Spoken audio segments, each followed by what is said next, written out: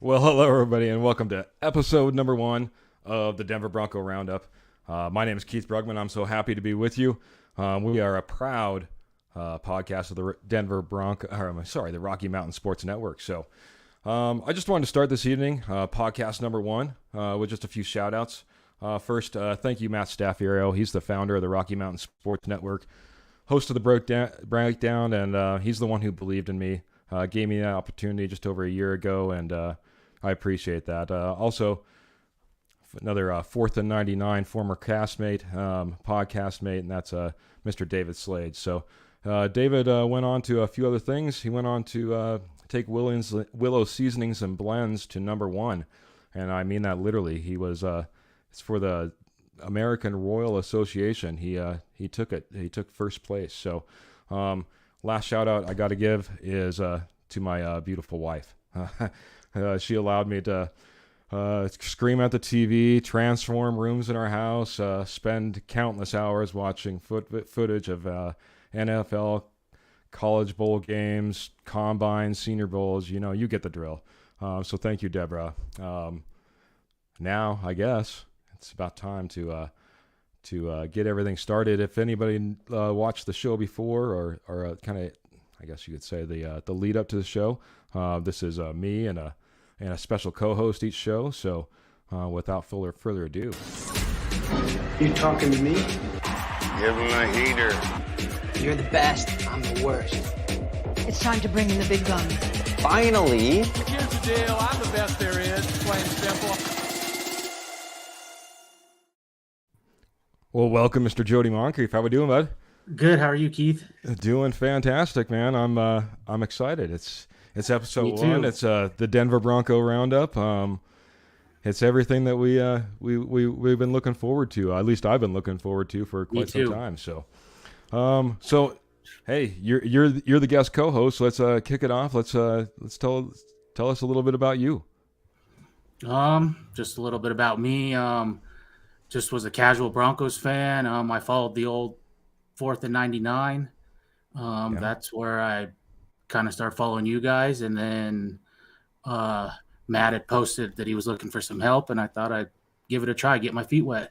Getting your feet wet. All right, buddy. Well, I appreciate you jumping in. If anybody watched the old Fourth and 99 show, Jody Moncrief was fantastic. He was not only a great supporter, but just was fantastic in all his information. Seemed to be more on top of it than sometimes me or Matt or Dave at times. So kept us on the straight and narrow, and took care of us very well, I guess is the best way to put it. So, all right, man. I feel like we have so much to get caught up on because it's been a while since we've been on. I think it was January, but last time we actually posted our Fourth and 99 show, and at that point we had just gotten Nathaniel Hackett as our coach. Obviously, a lot of things have changed since then. We have Russell Wilson as our quarterback. Yes, we do. How that changes everything for Broncos land, right, man? For Denver Broncos country, you know? Yep. We were just in the chat before. We were talking about, the upcoming training camp that's coming up, right? And what were we both saying? Man, it's going to be crazy, man. Yep. Crazy like when Manning was here. Yeah, it's a completely different mindset. You can tell if anybody's been watching any of the the OTAs or the now the mini camp press conferences, where you're able to kind of pick up some of the dialogue from the coaches and the players and stuff like that. It's a different excitement around there. It's a completely different excitement. Yep. So, I think the key standout was a comment that I made the other day. It's like, hey, we got music back, man. It's fun to get out there. It's little things though. So, well, without further ado, I know there's so much we could get caught up on. I could probably just even have a whole show on what's happened since January till now, but we're gonna jump right into it, man. I want to get into, if anybody's seen our post, we were talking about OTA standouts. So I want to kind of get in there and say, hey, who's been standing out for you so far, man? I want to know who's your top guy, My top guy so far, I think, has been Nadate Moody. I mean, he's in the rotation at Yeah. both guards. I didn't think that he was going to fit well in this new zone scheme, but from all reports, it sounds like he's doing really well. With him being a mauler like he was, I Sure. didn't know how he would do in the pulling side of it, but all reports are, I mean, he has a legit shot to start. So Yeah. You got to remember how many times you saw him downfield. Remember that? I still go back to that play where he was, literally 10, 15 yards down the field, blocking off, trying to get people off of a Javante, getting them down the field. right, So, yep. he's willing to put in the effort. That's for dang sure. That's a good call, man. Moody's been fantastic. Hey, just a couple of shout outs. We got Dave Slade saying, "Good evening, fellas. Glad to see you on the air, Keith, and welcome to Jody." So, welcome to both of us. Thanks, Dave. I appreciate it. Matt Staffiro's jumping in and said, "Hey, glad to see you back on the air." So, well, thank you, Matt. I appreciate that, and I'm glad I got a good co-host like Jody over here too. So, I'll go ahead and I'll hit my first. I think he was the first one to really kind of hit, and that was Greg Dulcich. From the very beginning, I know that we had to move on from Noah Fant. Albert O kind of was filling those shoes as it was kind of at the midpoint to the end of the season, starting to fill in and be a little bit more of the offense as it was. But Greg Dulcich came out and he was popping some eyes. I mean, more than just Nathaniel Hackett being really impressed with his hair. He was doing fantastic on the field as he came out into OTAs right off the bat. He was turning eyes and getting looks from reporters and people in the know all the way around. So not just the hype train, which it seems like Nathaniel Hackett is definitely going to be a cheerleader, but Greg Dulcich is my guy. So yeah, and I think he has a legit chance to start this year. I think. You think he can take it over for Albert O? You think he can push him down? It's going to be a good battle for sure. I think you're right. I think Albert O. If anybody tuned in last year, 4th and 99, I'm a big Albert O fan. I think he was more capable than what he was used, but I think that could be said of a lot of people in the offense that we've seen the last few years. And maybe the quarterback decisions that we were having to go through. So, but yeah, it'll be interesting. I think Albert O has more in the tank than most people expect, but I think you're absolutely right. I love what Greg Dulcich has put on the field, and he was my first name I wrote down as I watched my first college football game last year. Was Greg Dulcich. So, of all things for him to come to the Broncos, that's pretty ironic. That's pretty ironic. So, who you got coming in number 2, buddy? On the defensive side, cornerback Michael Jamudia. Oh, I like it. What are you liking? He's with PS2 and Darby both in and out. He's been filling in. From all reports, he's been making plays, been right there. Yeah. And this goes back to the end of last year. I mean, when he finally got healthy, especially that last game against Kansas City, he was balling out, making plays. And I think he has a real chance he might even be one that could bump Darby completely out. I don't know, but. Ooh, man. You got people moving all over this roster, man. Jeez, I can't. It's going to be interesting when training camp happens, man. You're going to have Josh Johnson starting QB. I don't know about that. Okay, maybe not taking that far, right? Got a Facebook user that's actually coming in since you actually hit Ojemudia, right? Right. Who does Ojemudia actually remind you of? If you had to choose somebody else, he reminds me of a Patrick Peterson. He's long. Ooh. Fast, and if he can stay healthy, I think that could be a pick that people will remember Elway from. I mean, he had a lot of bad picks towards the end, but that, if he can stay healthy, I think can be a steal. Wow, yeah, that's a great comparison. I was trying to throw it through my mind. That's you're right. He is long. He's got the arms, So, and Facebook user. Oh, by the way, guys, when you join StreamYard, if you kind of scroll near the bottom, it says, "Hey, will you let me use your ID?" It'll allow me to see exactly who your name is. If you for some reason you're not wanting to go that route, just drop your name actually right in the comments, especially if you're doing it right before a question. That way I can at least say, hey, Steve or Matt or Dave or whoever happens to be. But Facebook user likes the comparison, man. So I guess that makes two of us. So my second guy, also on the defensive side, is Mr. PJ Locke. Again, just one of those guys that came out of the gates, started getting a lot of attention, saying that how well he was doing and how well he was looking. Got it from the coaching staff, got it from the players on the team, and I think that's going to be kind of key. We're going to have to figure out exactly. We're going to have to see exactly where Kareem Jackson is in the next coming years. And P.J. Locke will need to really fill that hole if that happens to be the case. So I'm hoping that he continues on this trajectory, and once we get into pads come training camp, we're still talking about him this way. So, do you think that he's overtaking Caden Stern as the next guy in line? Behind Simmons and Jackson? I think he could fill in better for Kareem Jackson, in my opinion. I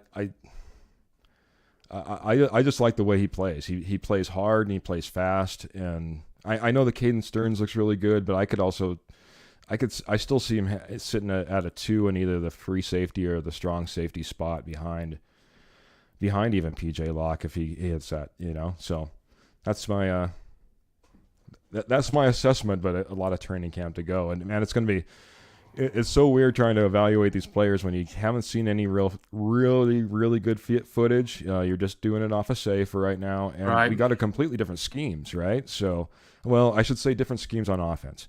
Defense, it sounds like, is going to be very similar. These guys have assimilated to it really well. So, it sounds like a lot of nickel and dime. Yeah, which is going to be fantastic. I think we're loaded in the right positions in order to be playing. Which gives PJ Locke a chance more guys in the backfield, in the secondary. You got it, bud. All right, man. Who you got at number 3? Jonas Griffith. Oh, nice. And I've been saying that for a while. I think he was one of the reasons Denver did not address middle linebacker. Mm-hmm. Is one of the reasons they did not re-sign Kenny Young. They had the stud from Georgia fall to him twice, and they passed on him in the draft. And I think he's the main reason why. He's got speed. Reports were today he was in the backfield a lot, was covering backs out of the backfield really well today. So, well, if you're keeping up with backs, you're doing pretty dang good then. Right. You know what I mean? It's what's necessary, right? I mean, we've had a hard time getting that balance of strength and speed in that middle linebacking position. So I like that, man. It's interesting. So let's see. I just want to hit the comments really quick. Let's see. Jason Burke is the guy who actually was coming in. He says, I don't see it. I'm not sure if he was talking about your comparison of Ojemudia, but I thought he said I like a good comparison. Maybe it's just a different Facebook user, so I could be getting that wrong. It says, my favorite Bronco of all time is Champ Bailey, so naturally I gravitate towards corners.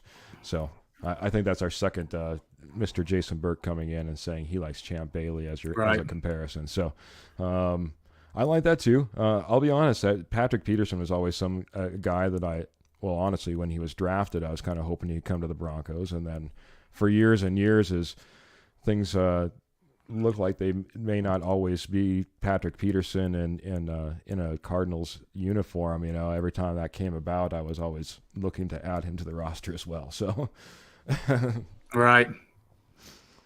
Let's see. For number 3 for me, I'm going to kind of stay in that defensive secondary though, and go with Patrick Surtain. That when we first started putting down names, or at least when I started putting down names, we started talking about it. That was kind of an early one, but he's been continuing to show ever since. Had the first interception within OTAs and training camps. Everyone just says he's on the right trajectory, I guess is the best way to put it, man. He looks like an all-pro. He looks like a Hall of Famer in a gold jacket, down the line. Sounds like everything he's doing is the right thing. So, man, for a guy that came in, true stud number one cornerback. So Yeah, and that's kind of what I was going to get at. There was a lot of debate on whether Patrick Surtain should have been our pick where we picked him. You know what I mean? So there was a lot of people that were angling for a lot of different options, obviously, in that position. So he came in from year one and played fantastic, and to come out year two and to be still turning heads and saying he's continuing to progress, I think it's going to be really exciting to see. So, number 4. my fourth is Lloyd Cushenberry. Oh, nice. You know, I was really down on him. I thought he was one of the weak links last year on the O-line, but from all reports, I mean, he's taken the number one snaps at center the whole time. That might change the healthier Glasgow gets, but from all reports, I mean, he's very book smart, and I think he's poised for a big year if he can stay healthy like he's been. Yeah. And to that point, right, he was talking in one of those sessions, after OTAs, and got the chance to go up there and take the mic.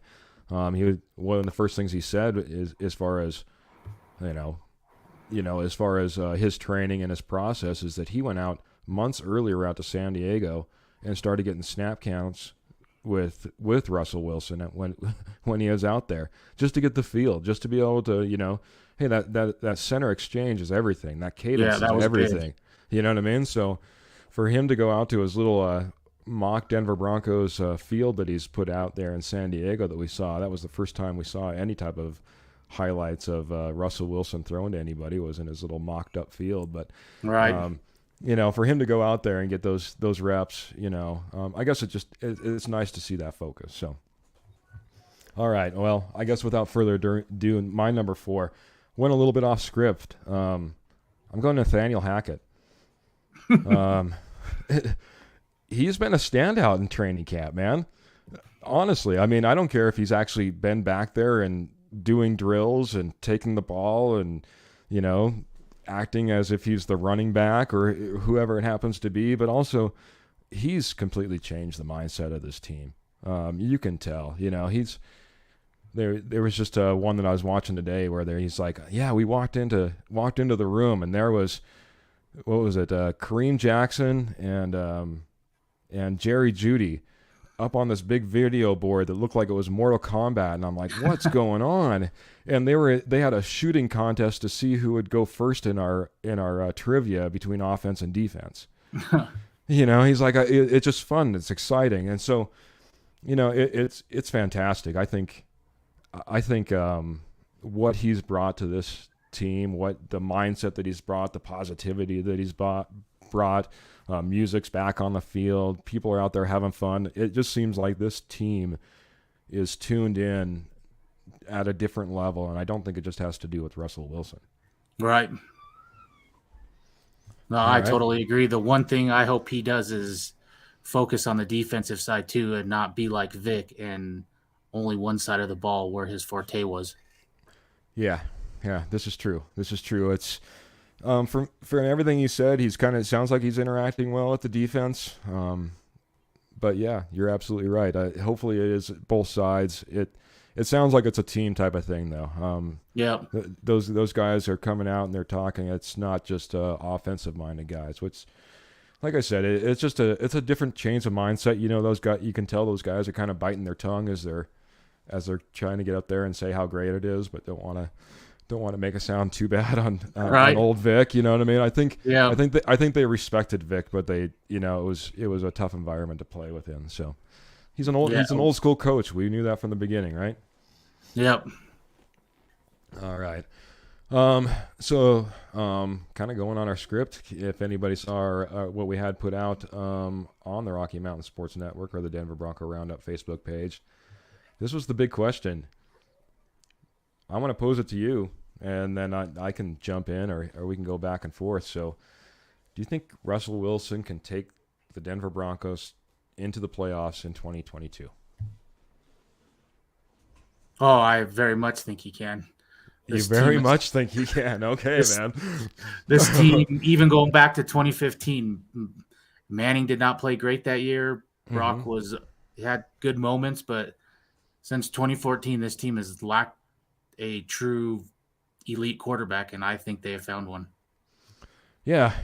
The reason I ask, is if you look at, well, I'm gonna bring up some props, okay, buddy? Yep. All right. You ready? So we got Pro Football from Lindy's Sports. Nice little picture of Patrick Surtain on the front cover, by the way, too. So I was just going through this. I'll be honest, I had to still dig in, so don't get all into me of how come they're saying that, right? Well, here's this page. We got the Chiefs projected coming first here. Any guesses where Lindy's Pro Football has our Broncos?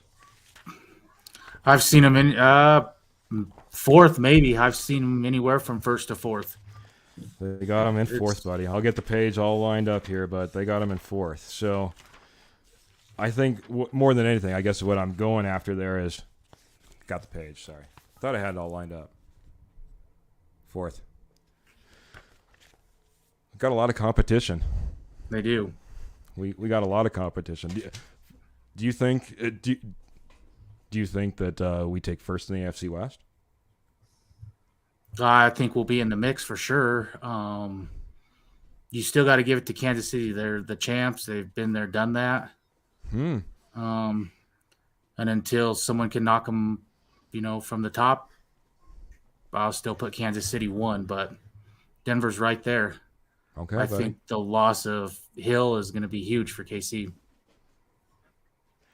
I agree. I think that's going to be larger than most people predict, and I think a lot larger than Lindy's Sports Pro Football is predicting. I think, hey man, that guy changed it, man. You could heave it up to just about any corner of the field, and if you put enough air underneath it, he's got the ability to run underneath it. And there's not very many wide receivers like that. And that, man, as a quarterback, that is an out like nobody's business. Yep. So. Boy, and then he's, more than capable of doing things in stride or whatever else, So, he's, jet sweeps or you name it. He was further than the last 13 seconds of the Buffalo KC game. That was all him. There you go. Really? Exactly. He's one of those guys. He's like a Debo type of guy. He can basically take over a game from just about any corner of the field when he's in the offense. So, I think that's going to be a bigger hit. So, okay, so they're definitely in the mix. So what record does it take to get into the playoffs in the AFC this year? I think a minimum of 12-5. You got some good teams this year. Yeah, I agree. So you think well, I'll just run right to the end then. What's your final prediction for the Broncos come the end of the season? What kind of record are we holding? I see somewhere right around 12-5, 11-6, somewhere right in there. Okay. How about you? 11-6, we might be out though. In the mix for a wild card for sure. Okay.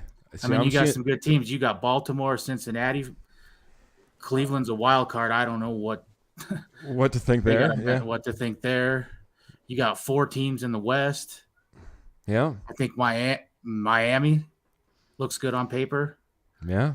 I love the signing of their head coach. Yeah. Yeah. There's talent all over this. Yeah. All over this conference, I guess is the best way to put it. Honestly, I see a 10-7 with maybe an 11-6.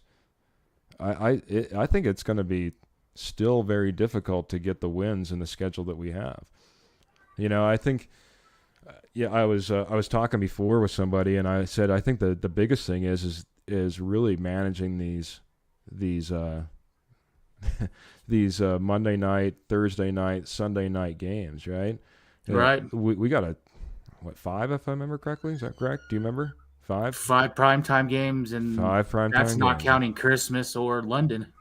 Yeah. So, you put all those in the mix. You got to win those games, though, man.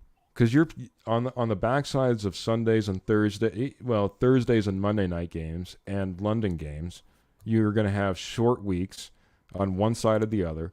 You know what I mean? You got to just make it count. You know what I mean? And if between that and the fact that AFC West is so stacked, you know, and we talk about some of the other teams, and I don't even want to know who this Facebook user is. They said 5-12. That's a hater. He jumped back in. He says, "Nah, 11-6, really." Okay.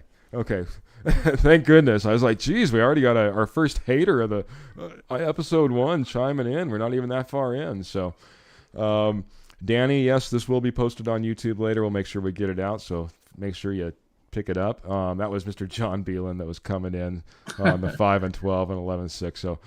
Thanks, John, for tuning in. I really appreciate you, man. Thanks, Danny. Thanks, Dave. Thanks, Matt. Thanks, everybody who's tuned in. We got some few viewers going on up there. So, well, very good, man. I think it's going to be interesting. I think it's going to be,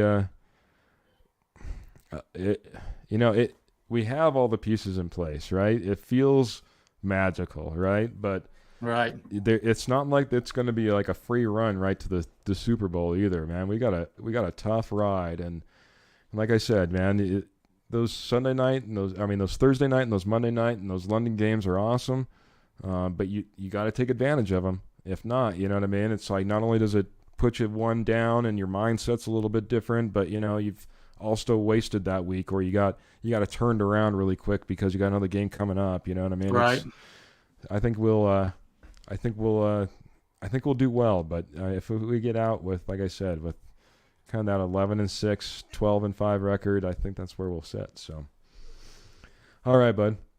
I'm moving on to the next part. I just want to take a little mid-sponsor break. I'm going to take a little break and tell you about the Rocky Mountain Sports Network. The Rocky Mountain Sports Network is a growing media company that aims to provide great content for all sports along the Rocky Mountain front. Here's just a small breakdown of what we have going on. And this is pretty cool, guys. We have the debut of Mile High Horsepower with J-Dub this Friday. So you guys got to check that out. There'll be more to come on that as far as times, and that'll be posted, obviously, up on the Rocky Mountain Sports Network page. But you'll get even more Denver Broncos coverage. So if this isn't enough, which there's never enough Denver Broncos coverage, head over there. So the breakdown with Matt Staffiero. Does have a new kickoff date. He pushed it out just a little bit with everything he has going on. It's July 1st. He's been working on, everything behind the scenes to get you awesome content like this and the breakdown. If anybody has never seen the breakdown, it's kind of an in-depth series that takes a close look into many different sports topics, and it helps you make you the expert among your friends, bud. So, did you ever check the breakdown? I have not. Oh man! Even if you go back and check the old episodes, it was last ones he had was on our coaching carousel hiring, I guess you could say. So everybody that we're bringing in and the possible names, it was fantastic. So got another one coming. Real Dingers is another Rocky Mountain Sports Network exclusive podcast on all things Colorado Rockies, and it'll debut next month with a date to be determined. So let's hope the Rockies make the Denver a 4-team championship contender. That would be nice. I don't know if that's happening this year, but you know what I mean? One can hope. Just keeps on coming, man. Rocky Mountain Sports Network has also kicked off their own exclusive coverage of the X-League football. Matt Staffiero and Greg Dunda, it will be heading that out, so check that out as well. More information, always just check out the Rocky Mountain Sports Network. Already been posting a little bit of coverage on there. Sounds like it's going to get even more in depth. So all this content, like I said, over on the Rocky Mountain Sports Network page, Rocky Mountain Sports Network Facebook page. There we go. Lastly, we are always looking for talent at the Rocky Mountain Sports Network. So if you're interested, you think of it, you have a talent that you could provide, reach out. We'd love to have you part of the team. So that's it, buddy. Lots of stuff going on over at the Rocky Mountain Sports Network, man. It's kind of crazy. There is game 1 of the finals tomorrow too. Oh man, don't even get me started. I can't. Coach Hackett, he in his little bit of press that he did today, he said he's going to try to get to one of the games. So expect to see Coach Hackett once again, I guess, up in the stands. All dressed out. Yep. Cheering on the team. He was Did you see did you hear any of what he was talking about when he went to the game? I did not. Oh, it was funny. He was jacked. He said, man, he goes, everyone told me about how great it was and how, it's unlike anything else and how much we're going to love it and stuff like that. He's like, I had no idea, man.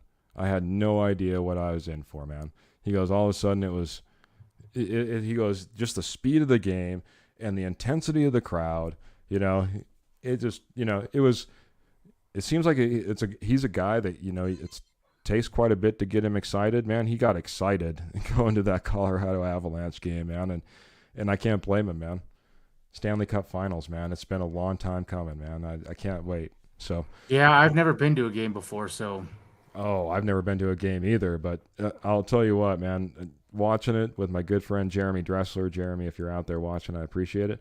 But Jeremy Dressler, we were huge Avalanche fans. We were glued to the set, and to watch that, that Sakic, Forsberg, Waugh, championship runs, that was just amazing. All the playoffs, playing against the Red Wings, just the rivalries, it was fantastic. So it's fantastic to see that energy and that excitement come back to the Colorado Avalanche. It's full-fledged. It's all the way here. It's the Stanley Cup, baby. So. Yeah, I'm excited. Hey, Kurt Valentini. Yeah, I think that's right.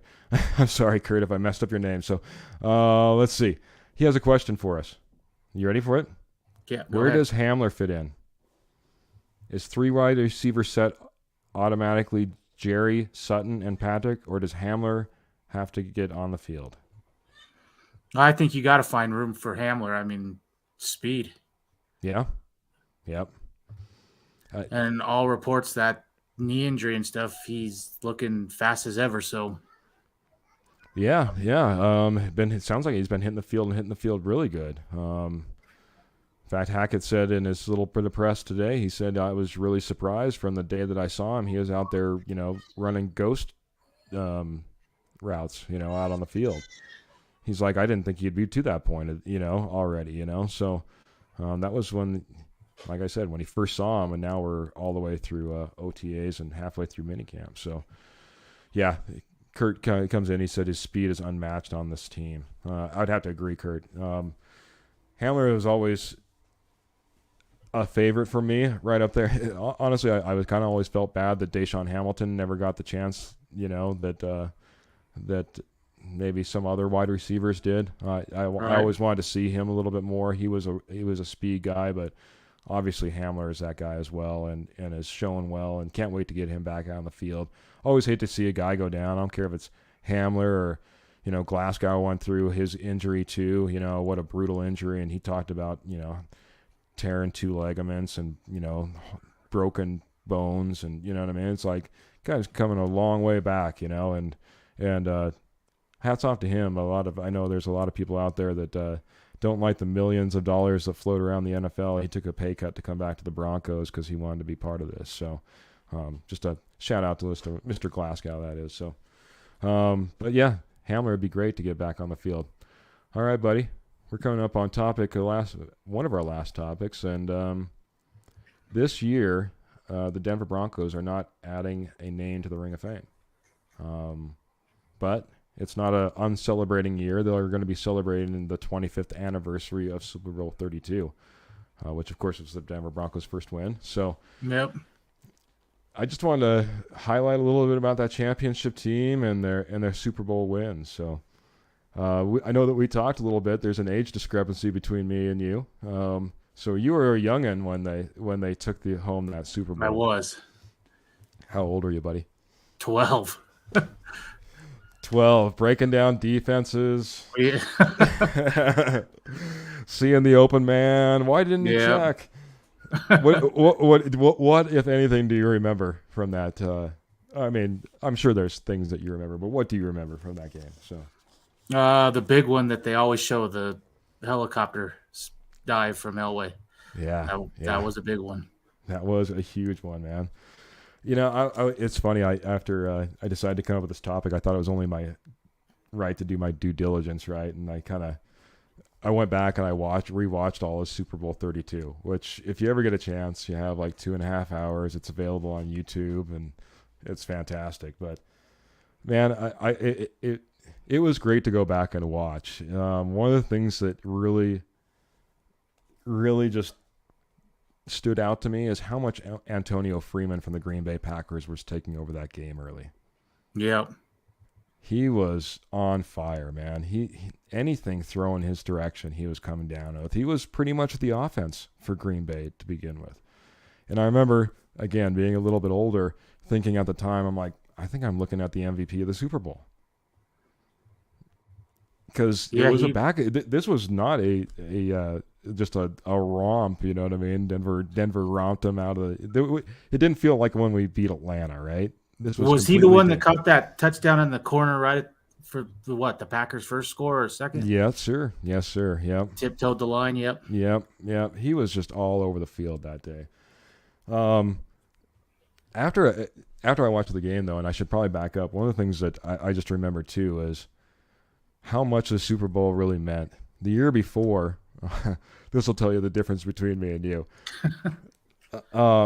We lost to the Jacksonville Jaguars, where we were heavily favored to win. Yeah, I remember. They came in as the wild card. I was in Denver at the time. I was going to college. And not all of my friends were, diehard Denver Bronco fans. Right. So there's a group, and they're like, hey, man, I think we were going to go catch a movie or something. There was something else that they wanted to go do. And I went, you know what? It's Jacksonville. We got this game.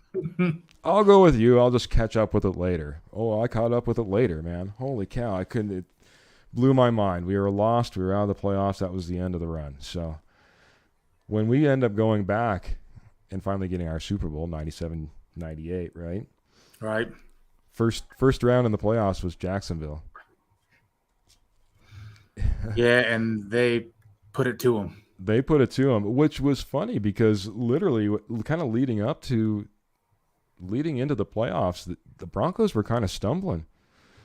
They took a couple of losses. They took losses to Pittsburgh and somebody else. I forget who it was now. They took a couple of losses before they finally got a win in San Diego. Then they get back on track in their first playoff. Yeah, absolutely. 42-17 was the final score against Jacksonville. So, yeah, the redemption was complete at that point, but the journey was not, right? So, right. And then watching the highlights from the Kansas City game, lucky game that we came out of that. There was some questionable calls even. Looking back, I wouldn't say that now. I wouldn't say that in the moment, but I can kind of say that now. It's like, did we push that guy out of bounds? Because they had the push-out rule. If you pushed him out, it still counted as a touchdown. Took 7 points off the board for Kansas City. We end up escaping with a 14-10. And then we match up against the Pittsburgh Steelers. By the way, we two of our losses in our run in the regular season were to Kansas City and Pittsburgh. So then we have to go back and we have to beat Kansas City. We beat them 14-10. And then we go to Pittsburgh. And that was a fantastic game right out of the gates. The Broncos kind of took it over. They ran up the score. They were looking good. A fumble by Terrell Davis, but not that big of a deal. We overcame it. We go up. We put 24 points up early, but then we hold on to 24 points. Right. And grind out a 24-21 win. Anybody who's a Colorado guy will remember, because that was Cordell Stewart on the other side of the football field. Thrown all over to Yancey Thigpen. These are names I haven't heard in a while, you know what I mean? And making right. and going crazy. So we finally get to the Super Bowl, like I said, and come out, and like you said, we got the helicopter spin, but there was so much going on in that game. Like I said, Antonio Freeman going crazy. Obviously, Terrell Davis goes out in the game. He goes out with his concussion. It's funny to go back and you hear some of the replays of these guys talking about it. He gets knocked out. Seeing Star, migraines, wasn't it?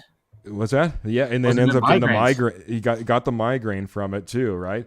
Runs over to the sideline, talks to Mike Shanahan. He says, "Coach, I can't see."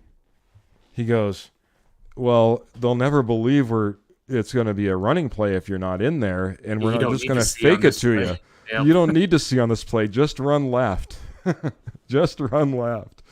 And even Elway, he goes out to Elway and he tells him, man, I can't see. He's like, you just run left and I will adjust to you. You know what I mean? So if you're not, if you're too wide, if you're too skinny, don't worry about it. I'll just adjust to you to make the fake look right. So, man, ends up, ends up being the Super Bowl MVP. But, man, I tell you what, man, it was looking pretty grim there for a while. It's amazing how one man can make a team go. I don't know, like you said, how much you remember of this game, but it was tough grinding, man. Some tough grinding, and then I've went back and watched it a few times. So okay, very good. And then he goes out in one of the first series, he gets the ball, and what does he do? He fumbles the ball. And I was like, oh, great. So he finally gets back. Wasn't back right after halftime. Took a couple series before he got in there. Goes in, finally gets the ball, fumbles the ball. I'm like, oh. It was not looking good, honestly. And then you have Steve Atwater. Steve Atwater was playing like a man possessed, but right. He drops the interception. There's Kansas City's driving, and Steve Atwater drops an interception just right in his hand. He's looking upfield, simple as that. And then later in the game ends up putting the Super Bowl on the line right at the very end too. So. Not only took out a Packers player, took out his own. Yeah, we had 3 guys out on that play with I think it was Dotson, if I remember correctly, that was out with like cramps, and then Hillman and Atwater collided into each other. My good friend Kurt over at K&K Sports, he was going through his top 5 Broncos jersey he had, and the one that we did not get. Was Mr. John Mobley. And the reason he selected John Mobley was because he was the one who knocked down the pass to end it at the end. So I did ask him, and maybe you said you went back and watched it a few times. Was it a knockdown pass or was it a drop by Chimura? I'll say it was a knockdown pass. Oh, okay, that's a proper Denver Broncos fan. Right. Well, I tell you, like you said, there was nothing better when obviously the highlight moment of that Super Bowl, and it always will be. I expect it to be played up on the big mile-high screens as they start to do their celebration and their tribute this year. That helicopter from John Elway down at the goal line, and the announcers saying, that just goes to show how much this man wants this. And, I know that he was not the guy maybe who made it all happen in that game, but he was going to give his effort on any play that was available to him on that day. And I know that he had tried in the past, and a lot of that fell on his shoulders in the past too. But he made it happen, man. And that one was for John, right? Yep, this one's for John. There you go. Speaking of which, I was going to bring this up a little bit earlier when we were talking on kind of in our very beginning. I was lucky enough. I hit kind of like this weird garage sale place here locally, and I got a couple little scores I just wanted to show. First off was just this one right here. 1983, buddy, looking like a million, Mr. John Elway. So these are not Denver Bronco related, man, but I just got to show off. First off, I think I found Will Ferrell smoking a cigarette. No, that's something different. That's funny. What do you think, man? That fooled me when I first saw it, man. It's like, what's Will Ferrell doing? That looks like a Saturday Night Live skit if I've ever seen one, man. It does. 83, 84 for Sports Illustrated gave us Mr. Michael Jordan on his first cover. And Mr. Michael Jordan on his second cover. Those look like they're in good shape too. They are. They're in really good shape. The only thing that could make them a little bit better is they don't have their. There was a subscription base, so the sticker's on the front, right? Uh-huh. So the newsstand copy doesn't have the sticker on the front, and there's debate on whether you should even try to do that. Obviously, try to remove a sticker, right? Next thing you do, you rip the whole front cover off. All right. Yeah. Well, last but not least, man, I threw a little poll out there. I just wanted to get your opinion on this. I certainly got plenty of opinions. Thanks for everybody who jumped on the Denver Bronco Roundup poll. Anybody who saw it out there on Facebook land, Rocky Mountain Sports Network, obviously it was out there as well. And it said, Jerry Jeudy in 2022, attraction or distraction? I just want to go through a few things before you get your answer. And the reason I put this up there, I guess I need to state my case, make sure that there's not too much hate on me. I did have a reason for putting this up, and I do hope for the very best for Jerry Jeudy. Obviously, I think could be a key piece to our offense. But, early in the offseason, he was on his Twitter account, got really cryptic and really defensive, and come to find out he just had a baby. Then he was a non-participant in OTAs, or he was injured during OTAs. You look back at just his first few years as a Bronco, he kind of went through the drops and his injuries, and I guess I hope that he makes that leap forward, but maybe Russell Wilson's that solution. But I wanted to get your opinion. I think attraction or distraction. I think he'll be an attraction this year. Okay. I'm on the fence because he could be easily a distraction too. Because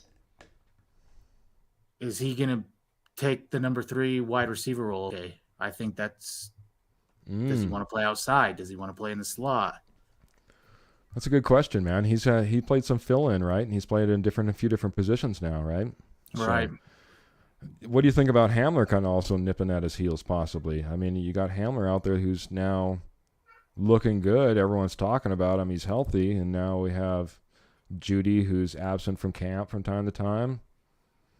I don't know, man. So competition brings the best out in people, hopefully. There you go. There you go.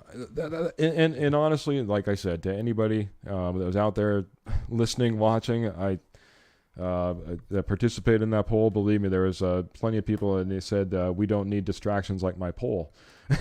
So that was one comment that I got. And I get that. Hey, we don't want to bring the negativity into the mind of our players, into our coaching rooms, into our locker rooms, You never know who's watching social media, and if nothing else, he's dang right. This is a positive time for Denver Broncos country, right?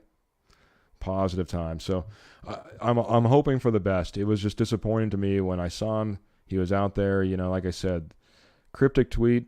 In fact, I even replied to it because he made it sound like there was something very seriously going wrong in his life, So I'm wishing him the best, and then he's mad because people are saying he's not, participating in Russell Wilson's, little San Diego venture with all the other wide receivers, and he's, mad that people, are calling him out, but, we don't know what's going on, and then kind of find out it's, it's something we should be celebrating. It's something we should be happy about, is his welcoming a child into the world. So, I hope his mind's in the right set. I think one of my most favorite things I've seen since I put this poll out, Denver Broncos put a picture out on their Denver Broncos Facebook page, and it was hashtag best friends. I think it was Best Friends Day the other day. So, and it was Russell Wilson and Jerry Jeudy. So, yep. Hey, I'll take it, man. I think the guy's electric, and he's dynamic, and he has all the ability and capability in the world. I just want his mind in the right place, and I want him to know the Denver Broncos country is behind him, I want to be able to go onto his Twitter page and wish him the best on his child, and I want to be cheering him on every time he takes the field, whether it be training camp, OTAs, or regular season, postseason, Super Bowl, So one thing I hope he can, with no touchdowns last year, I hope that's not just eating at him right away, and he's not just focused solely on that. I mean, there's other ways he can contribute. Yeah, and I think that'll change pretty quickly. And I think, honestly, Russell Wilson is the type of guy who understands that and will try to make that change. You know what I mean? Yep. If you're first and goal and you got your wide receiver group out there and you're throwing the ball, maybe you make sure that you look for Jerry Jeudy first, So, yep. Just to get him on the board, just to get the monkey off, right? I could definitely see that coming out. So, Well, hey, thanks, man. Yeah, thank you guys. It's been, what do we got? We're sitting on 50 minutes. Like I said, I want to keep this show a little bit different format. We're trying to keep it shorter rather than longer. Keep everyone in there. Hit the big topics. Try to keep it a two-man show so that it's just me and you. We get plenty of time to talk our ideas. So, Jody, if you don't mind, I might even invite you back for another date. Have you come on as another co-host. Put you in the rotation. Yeah, I'd love that. Yeah, I'd love that. That'd be awesome, man. Well, I really appreciate it, man. I'll just a few things to say before I get out of here. Like I said, we're wrapping up our show for tonight, but we will be back. This is every Tuesday, guys. So next Tuesday at 6:30. Until then, make sure you like, follow, subscribe. Follow us on social media: Facebook, Twitter, Instagram, TikTok, YouTube, you name it, just about anything. So you can follow myself through my Twitter account. Hey, do you have any accounts that you'd like to link in, or anybody want to talk to you? I don't, but I definitely will get one, though. All right. Next time you're on, we'll put it out there, buddy. Make sure to follow our group on Facebook at Rocky Mountain Sports Network. We do a lot of posting and chatting on there. And it's, like I said, a lot more than just NFL, that XFL, Major League Baseball. You got a couple of different Denver Bronco pages. Who knows what the breakdown is going to be all about. You can listen to our podcasts, Anchor, Spotify, Apple, many more. Danny, like you said, you can check us out on YouTube as well. So, all right. From you too, Jody? Yes, thank you, Keith. Thank you, Matt, for the opportunity, and hope to be on again. Yeah, well, thank you for everybody that's tuned in. Thanks for all the comments. I appreciate it. Episode 1's in the books, man, and until then, maybe a little mile high salute. By the way, I'll have a little trivia on the mile high salute on the next podcast. So catch it then. Until then, everybody, appreciate it. Talk to you later. Have a good night.